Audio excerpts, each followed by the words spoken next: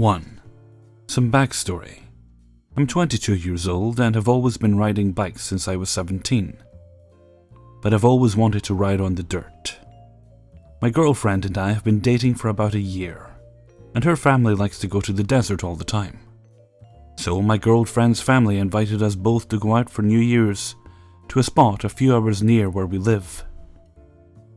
I'd been waiting for this moment for so long and was super stoked for it. I got the time off work and was all set to go. However, my girlfriend knows how I am and sat me down to lay out some expectations.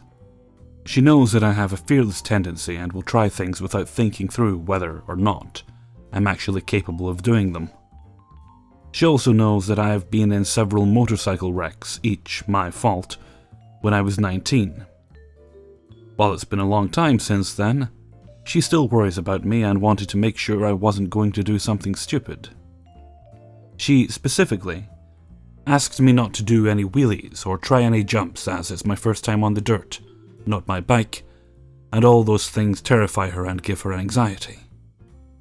Naturally, wanting to be supportive of her and not freak her out, I agreed, knowing in the back of my mind I shouldn't do those things anyway. So the day comes and we finally get out there. During the car ride there, she checks in with me about the expectations we established, and we chat about them and how I can be a daredevil sometimes, yada yada. We hang out with her family for the night and stay in the trailer playing games. In the morning, they get the bikes out and start warming them up. I don't assume anything and hang back, but they all know I ride street, and before I know it, a helmet is thrust into my hands and I find myself on a dirt bike. This is it, the moment I've been waiting for. I've wanted to try this for so many years and now I finally have the opportunity. I kick the bike into life and rev the throttle a few times. I felt the clutch out, and when I feel okay with the perch, I take off. Immediately I discover the dirt is vastly different from street riding. The bike felt completely different, and it took all my skill and focus to manage it. Eventually, after 10 minutes, I get the hang of it and start to feel comfortable. I start tearing it up and having a blast with her cousins. However, in the back of my mind, I keep reminding myself to take it easy and not do any wheelies. Then suddenly, as we're riding, they veer into a hill and all take the jump. Without thinking, I follow suit. Being the brainiac I am, I got caught up in the excitement of my first ride and completely forgot that I had promised my girlfriend I wouldn't try jumps.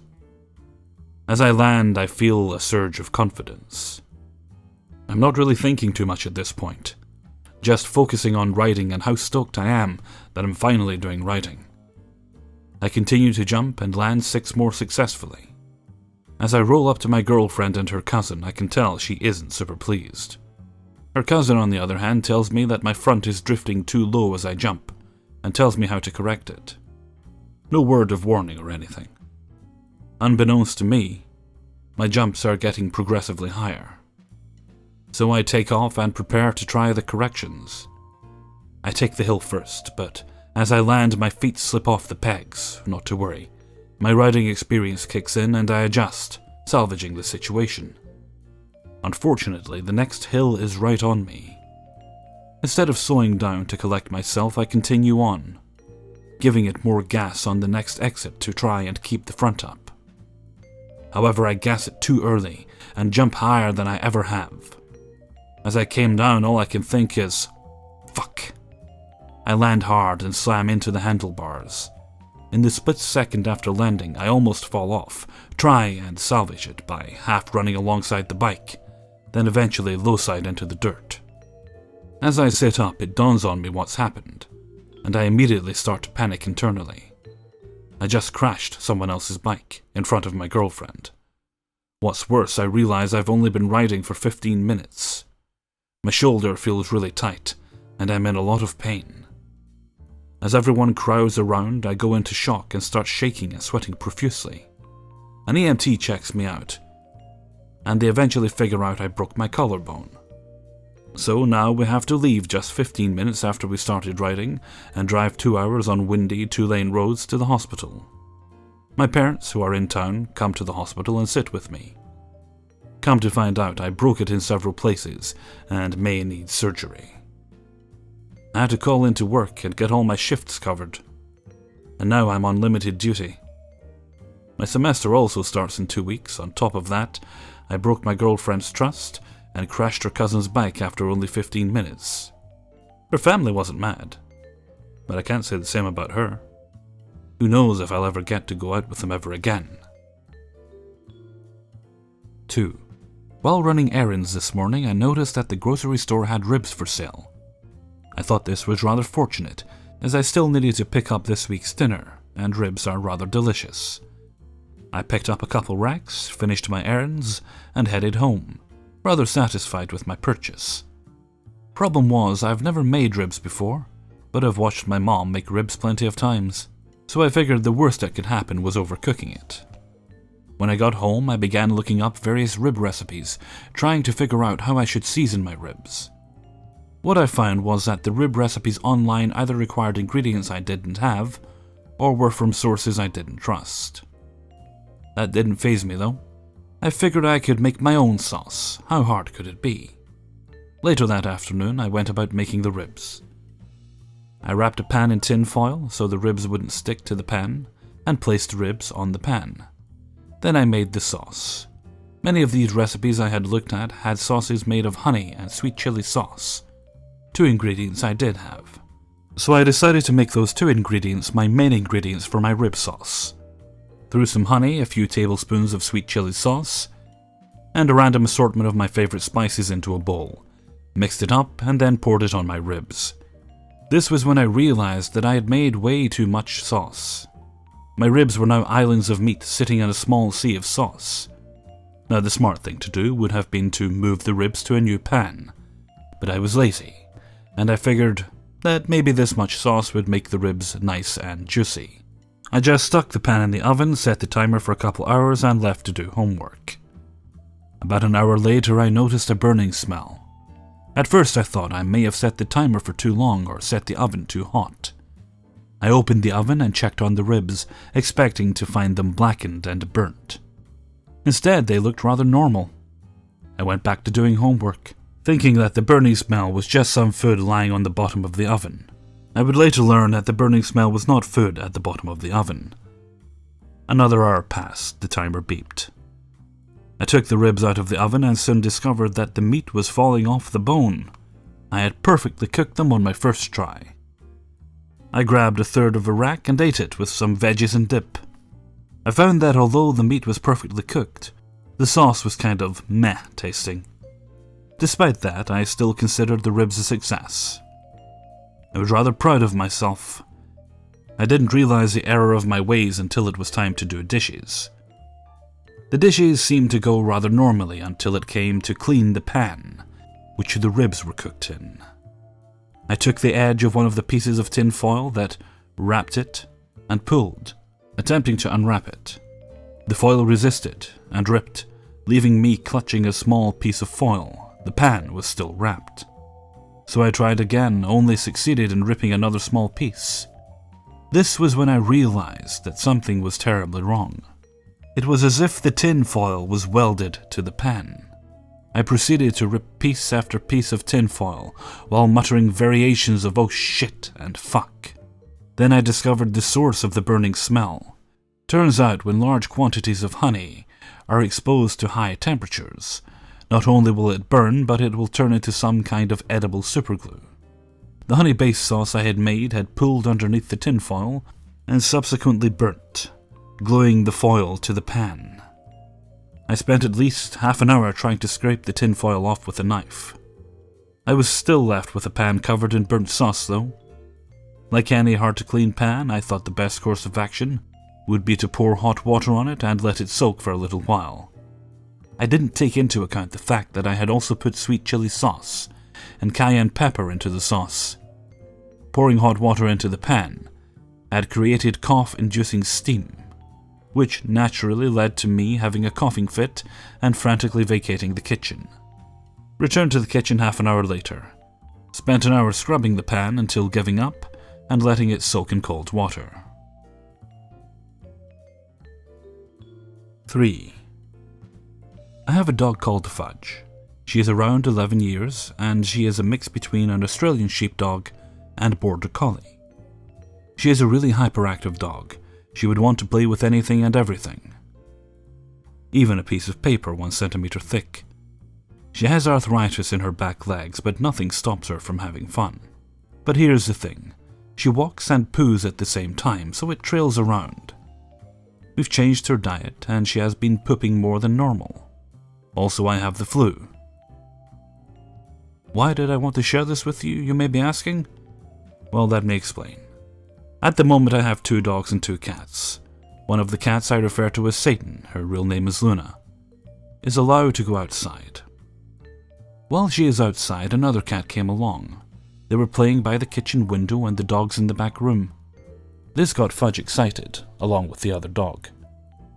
While I was in the kitchen with the door shut, she got a hold of the doggy poop bags by the back door and tore them to shreds, every single one of them.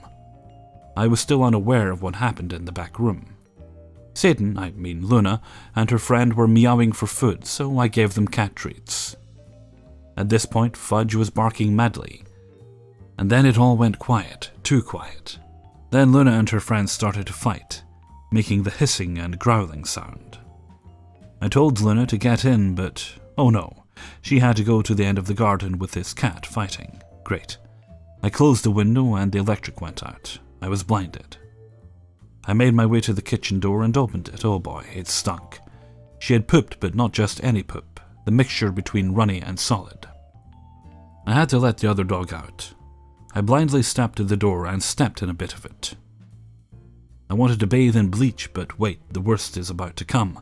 She was still pooping by the door, and it was a mix between chunks and liquid. I got the key and unlocked the door. She steps at it as I opened the door. As she ran out, it sprayed and splatters on me and the door. I'm gagging. Luna and her friend are fighting, the dog has pooped and gone everywhere, and I have no electricity. My sister, who is unaware of the situation, is upstairs on the laptop with full battery. She has no clue of the hell that was going on. Now at this point I want to die. I had to go through a minefield of shit, covered in shit, to turn on the electricity again. I managed to turn it back on. I wished I had left the electricity off. Well, let's say I cleaned the majority of it for sure. I feel like shit, still covered in shit. I put my dirty clothes in the wash and made my way back upstairs.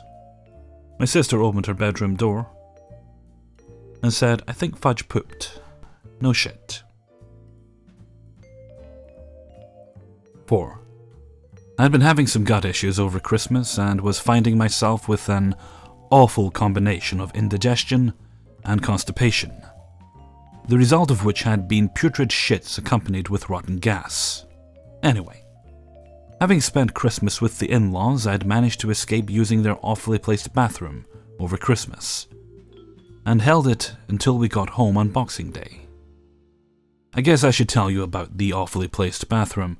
Anyone reading this who has been to meet a partner's parents will know how big a deal the first and any bathroom visits are.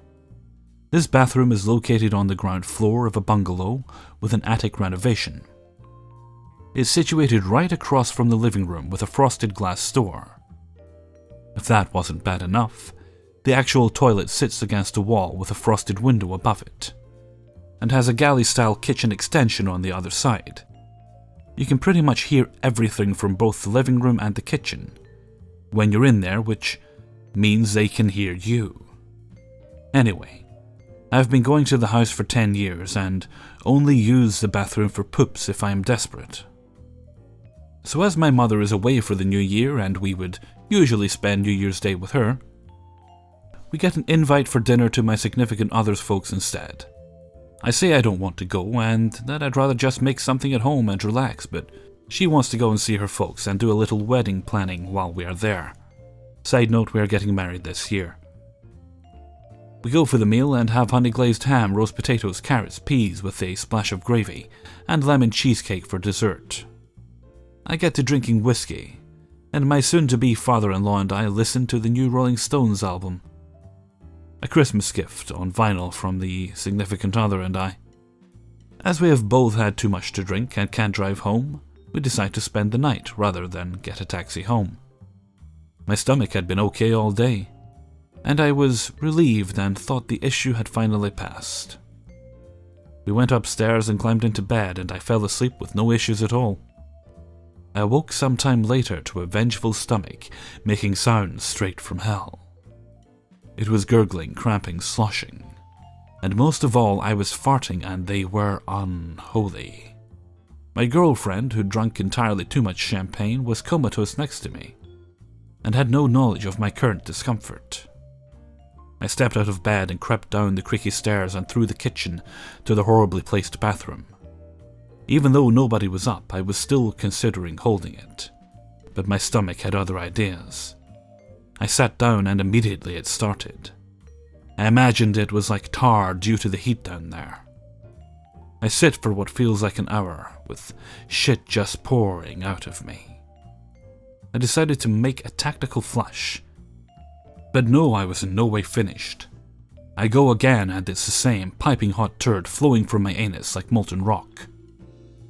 I sat for a while after I finished, and I felt quite emotional. I was shaking and sweating, and I'll admit it, I shed a tear. Once the dust had settled and I gathered myself, I wiped and flushed, and the moment I stood up, the ungodly stench hit me. The only comparison I can make is that it smelled like a slaughterhouse on the hottest day of the year. I actually retched while I washed my hands. But here was the moment. Do I shut in this creature from my bowels, or leave the door open and allow it to distribute around the house? I left the door open, thinking the thick smell would thin out and disperse through the night. I climbed back into bed and fell asleep next to my drunken and snoozing wife-to-be. Part 2. Fallout. I awake in the morning feeling ravenous, and my stomach was making much healthier sounds and simply wanted feeding. My fiancée was already up, so I got dressed and went downstairs. I opened the door and was taken aback by a wave of stink. My stink. The back door was wide open, ushering in the cold, fresh air, and it still reeked. My significant other stood in the kitchen and simply said, "I think the drains have backed up." I walked to the bathroom, and the smell had engulfed the whole house. My soon-to-be father-in-law was stood next to the toilet surveying the damage. I asked if I could help in any way. He said no, that a plumber was on the way. I went back to the kitchen and asked if my significant other was ready to go, as we would just be in the way. She said no, that she wanted to stay and help her mum and sister. They were just stood there. There was nothing they could do but open windows. Some 10 minutes later, the plumber arrived and surveyed the area, and determined there was no sewage backup and everything was fine. Then he dropped the A-bomb. "Did someone go to the toilet last night?" I shook my head, but my significant other's little sister said she had. The plumber laughed and said, "Oh, this is on you then." He finished his cup of tea, handed over his bill, doubled the price due to the bank holiday, and left. My soon-to-be sister-in-law was mortified, and actually started to cry because of the embarrassment of it all. I stood in the corner, nursing a coffee, and kept my mouth shut. On the drive home, my fiancée said she had woken up in the night and I wasn't there. I said I got up for a whiz at one point, so that could have been it.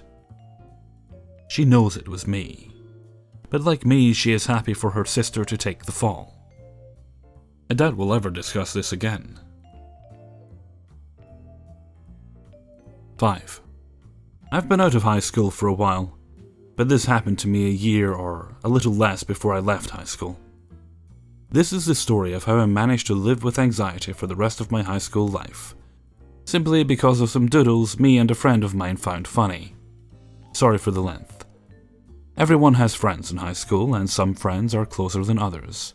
I wasn't particularly close with these guys, but I knew 4 other boys who'd sit in a corner with me, and the boy next to me, named Ed, was hilarious. We'd torment our 2 friends in front by kicking them, pulling their chairs out, dumping things in their blazer pockets, stabbing their backs with pens, everything that they got pissed by. Luckily, we knew them well enough that they didn't care. One day, I doodled something random on my page, and Ed sees what I have doodled. He laughs and shows the others, they giggle, but don't think much of it.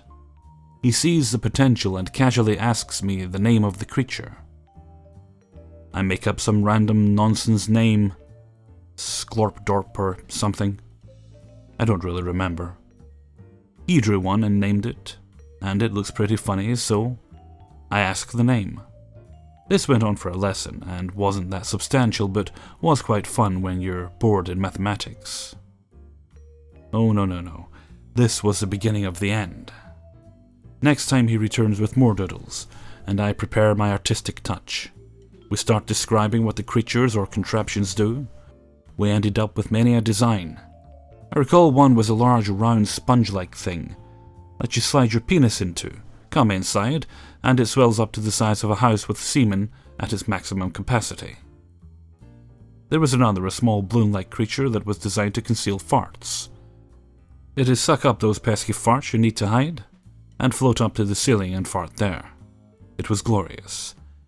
We designed the names, and the sounds they made, the jobs they did, and it was hilarious to us. Later we moved to a new classroom, all four of us still together. At this point the creatures are having odd, perverted and sexually dangerous undertones, which continue to amuse me and Dad, but terrify our friends. Being in high school, something like this could destroy our chance of being considered normal from an outside view. One day I draw a fold-out piece of paper which is literally a woman giving birth, but blood is everywhere and the legs are hairy and the baby is deformed and it is horrifying. Ed still manages to roll around in laughter at my remodeling of none other than one of our least favorite teachers. This marked a transformation in our artistic flavors. We started creating collage pieces of disturbing sexual and violent acts mixed with creatures. Giant centipedes crawling inside urethras of penises, women being fucked in half by huge serrated knives. A favorite mascot of ours was a huge dick with legs and a vagina on the bottom of the shaft. Basically just things of horror and terror that for some reason were so funny to us, simply because they look so stupid, because of our doodling capabilities. By this time we'd established some archives, one at a friend's house and one in a case for my guitar, stuffed full with our doodles. Our friends do not find most of it funny in the traditional sense, but manage to pick out a few absurdist parts in the mix. A random spoon, a man with an odd smile in the chaos. Like the chaotic neutral characters me and Ed are. We also create love letters describing steamy and disturbing encounters. Sometimes combined with these doodles, and reverse pickpocketed them into random pockets of literal children in younger years. We wondered what they did with those gems and how scared we made them. Anyways, it's worth noting now, for the story to proceed, that me and Ed were in a circle of friends with the newly appointed head boy, called Simon. Simon is a great guy, hilarious, nice and just genuinely a lovable guy. He has a huge head that could block out the sun, he's chubby and stubby, and has these deep-set puppy dog brown eyes. We all love Simon, basically. He's the Chewbacca to our Harrison Ford. To scare Simon, we plan to doodle one of these things and put it inside of his pocket, so that he inevitably finds it and gets confused before realizing it's ours, since he knows we do this. Ed begins the first. He writes some sort of letter on the front, saying something along the lines of, "Hey baby, have a little wonder inside," heart or something just as enticing. Inside the first fold is his drawing. It's Simon, with his large brown eyes, his huge head, and his head boy badge on, but instead of legs is a huge throbbing shaft of a dick, dripping with semen and bulging veins. Not bad, but not what I drew. Fold 2 more times at the bottom of the A3 page. A field and a winding path. Among the grass and daisies are items of clothing scattered. Shoes, black trousers, a shirt, a tie, a blazer. All the ingredients to the uniform. And then a head boy's badge. At the end of this mysterious pathway is a cave. The Bat Cave. Now I know what you're thinking. Why the Bat Cave? Let's just move on before that becomes a more demanding question. The Bat Cave. Within is a large Batman with a very serious face. He has no arms, but instead of legs he has 3 flailing penises, throbbing with veins, a few hairs, sopping wet cum and ready to penetrate what is below him. a butt-naked, fully erect Simon, who is in the doggy-style position, screaming with passion and surprise of the huge girth that the triple-dicked Batman is furiously pumping inside his gaping anus. Simon has tears rolling down his eyes, yelling for help, while some sick little mini-me Batman rides on his back, calling him a dirty, dirty bitch, while simultaneously whipping him. The drains come from the 2 free cocks that the Triforce Batman wields, while the other forces deep inside Simon's stomach. Needless to say, this goes far and beyond the call of duty, in terms of the average high school penis doodle you see on a desk or in the back of a book. One day a friend of mine and Ed's is getting changed in the locker. Naturally, I have the doodle in my pocket, which we haven't dispensed to Simon yet. We plan to, but our current period is physical education, and we usually reverse pickpocket in crowds of people in our breaks. Now our teacher is a real pain in the ass, watches us like some sort of hawk. We all hate him, just because he's obnoxious. He knew we were a cut above the rest in terms of weirdness, but nothing could prepare his eyes for this sight. The friend wants to see the doodle, and Ed passes it to him. Boom. Out of nowhere, the teacher swoops in, grabs the paper as it is in Ed's hand. I rush over and put my hand on it as though it were a portcullis in Harry Potter, and believe me, I still wish it was. The same fear and anxiety I felt in that moment still gives me an adrenaline rush, huge enough to give me strength to kill a yak with my bare hands, to this very day. The blood rushed rapidly through our body and out of our faces. We were like ghosts with very sick imaginations and immeasurable fear. Clearly in hindsight, both of us holding tight and slightly tugging on the paper was more suspicious, and the teacher slowly pried it from our hands with a confused look. A huge grin runs across mine and Ed's faces as we try and justify him giving it back, but it's too late. The teacher looks at us both with judging eyes, and he turns, leaving the changing room. We try not to laugh out of a strange mix of pure fear and hysterical amusement at what he's about to see. On one hand, there is a boy being raped wildly by a 3-dicked Batman in that paper. On the other hand, we drew it.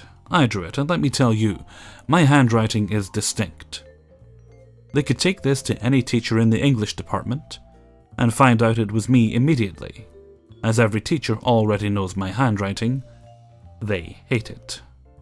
Back to the scene. The teacher opens the door, and as it swings slowly shut, we watch in horror as we see the paper unfold. Cut to when we're already changed. The last couple minutes are absolutely panic and hysteria. We have no idea what to do. We're planning our story. We have no idea what it was. We found it in our pocket, and we are going to show our friend. It was the perfect plan. Naturally, me and Ed get called out of the changing rooms. We look at each other, clearly up to something, but we keep our cool. Our other friend who wanted to see the paper gets called out as well. Another little side note here. I'm known as a fairly well-behaved student, but Ed and this other guy? Nope.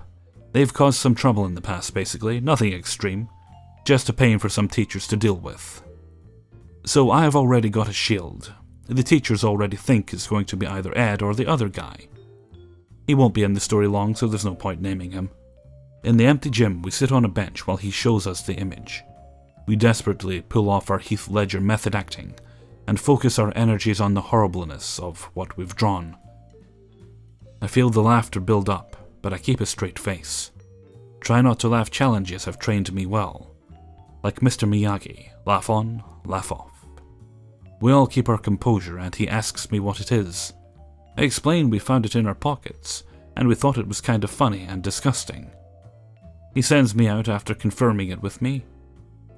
You've definitely never seen this before. Don't lie to me, etc., etc. I get out scot-free.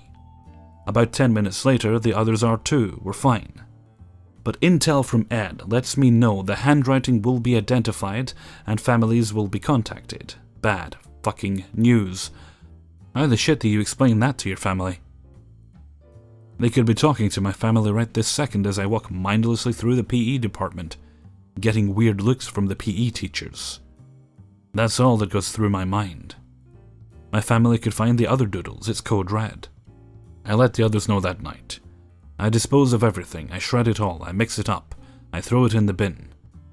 I eat a few oranges and crisps and dump the packets and peelings on top to hide the evidence and bury it. It must never be found.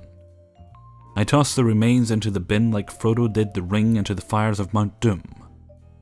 I pray on the remains a few times and bless them, and curse them too. Why did we do this just for the pursuit of comedy? Why? But it's all too late now. We can't ask questions. We just have to cover it up and pray the school doesn't follow through. Next time me and Ed see each other, we laugh about it and joke around with a bittersweet feeling in our hearts. No doodles were created again. A few stragglers tried their best to relight the fire, but me and Ed knew it was the end of our great journey of art.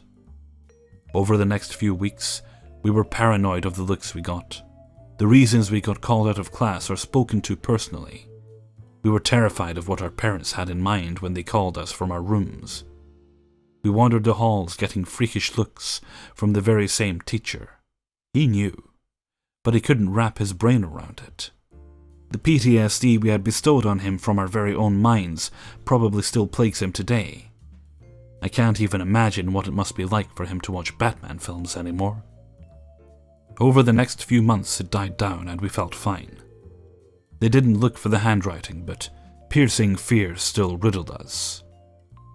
It was around exam time that we were too focused and stressed on the exams to care about it. And luckily, once we left high school, that burden was lifted from our shoulders forever.